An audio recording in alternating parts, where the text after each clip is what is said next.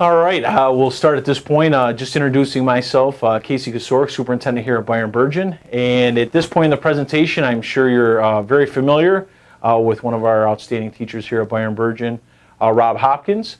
At this point, just really sitting down with Rob and talking to him about his experience in videotaping instruction. So thanks once again, Rob, for participating in this. Sure, absolutely. Just wanted to ask you, now you've been through the process of using video recording to enhance your instruction, and just looking for your opinion on what your thought was on the process, ways to improve the process. First of all, I think it's a good process. I think that, I've said a couple times to Jim that we don't always see ourselves as others do, and then that extends to our student body as well. So knowing what other people are seeing while you're teaching is really helpful. It's also helpful to see some things that you might have missed in the classroom, or that could have been done better or more effectively. And one thing that I would recommend to keep the process going smoothly, we did this over a course of a number of days. That kind of lent itself, if I wasn't taking notes, or in which there was parts where I didn't remember exactly and I couldn't really answer the question as well as I would have liked to, because the pre-observation was several days behind, and then the lesson was also several days behind the post-observation. So I think keeping it contemporaneous and moving from completing it within like 1 or 2 days would probably be a helpful thing. Excellent. I know at Byron Burgeon, and not uncommon to other schools across the state, there's a lot of anxiety around the new APPR regulations. There's stress and hard work going on in implementing the Common Core. Sometimes it feels like the element of trust between coaches, lead teachers, administrators is strained in this new environment. What are some things that could be done to build that trust in realizing and using this opportunity to improve instruction, and not necessarily think that you're going to lose your job? This is a coaching piece. We all fall at times into the effective range, sometimes the highly effective range, but almost nearly impossible to always be highly effective in anything we do, whether that's taking a trip to Wegmans or playing a pickup football game. So what are your thoughts on how you might communicate with other teachers or administration on the process and supporting that trustful relationship?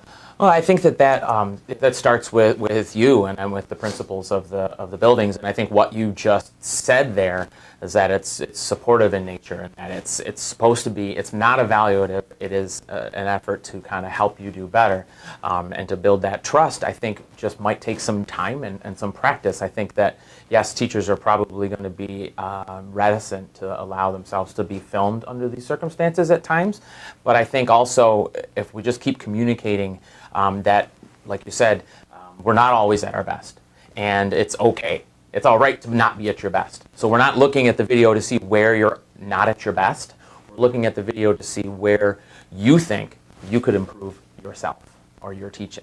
So it's, I guess, to maybe hand it to the teacher as their own practice, their own kind of process. I think to give control to the teacher for some of that might alleviate some of that anxiety. But I don't know. I can't speak to for everybody. No, absolutely.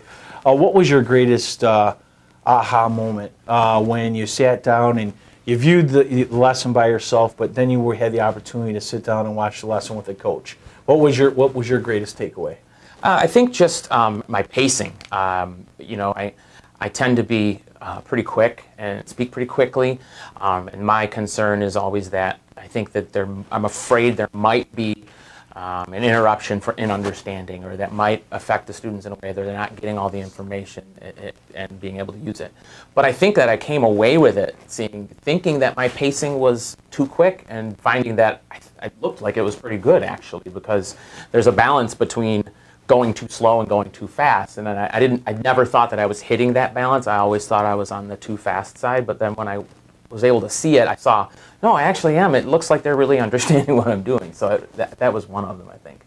Oh, excellent, excellent.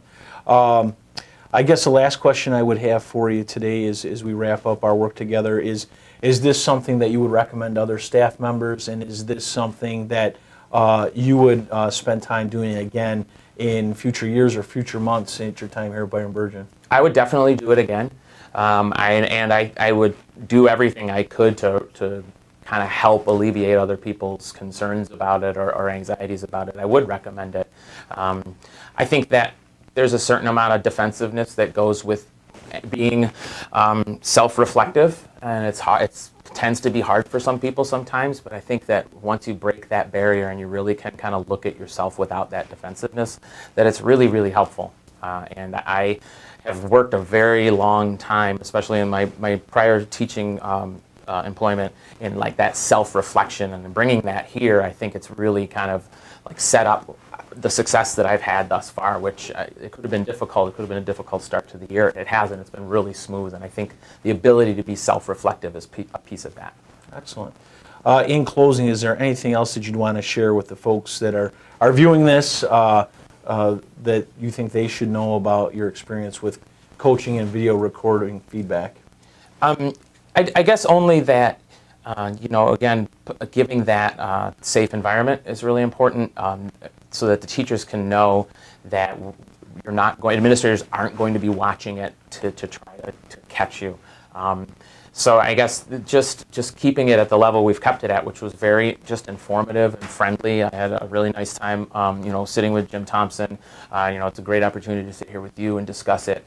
So if you keep it friendly, I think that would be the best bet. Excellent. All right. Thank you very much, Yeah, sir. thanks. Appreciate it.